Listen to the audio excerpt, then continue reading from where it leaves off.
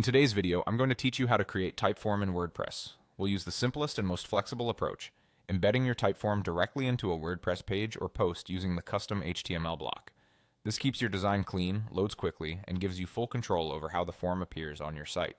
Start inside your Typeform account with a form that's ready to share. At the top of the builder, click the Share button.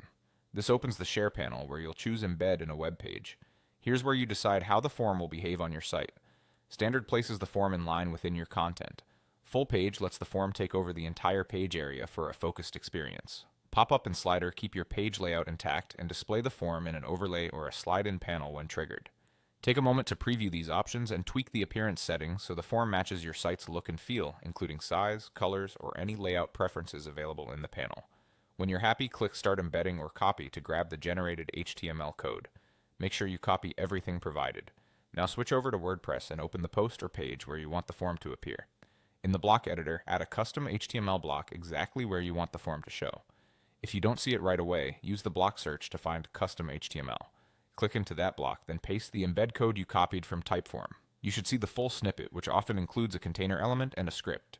That's expected and safe to place in this block. Use the preview toggle inside the custom HTML block to see how the form will look right in the editor. This preview is helpful for checking alignment, spacing, and overall fit within your content. If the form feels too tall or too narrow, remember that those appearance settings are controlled from the Typeform Share panel where you chose your embed type. Go back there to adjust size or style and copy a fresh embed if needed. If the preview doesn't appear, double check that you pasted the entire code without missing characters. That's it. With the embed code in place and previewed, your Typeform will display exactly where you positioned it in WordPress. This approach keeps everything lightweight, avoids extra plugins, and gives you the visual consistency you want across your site.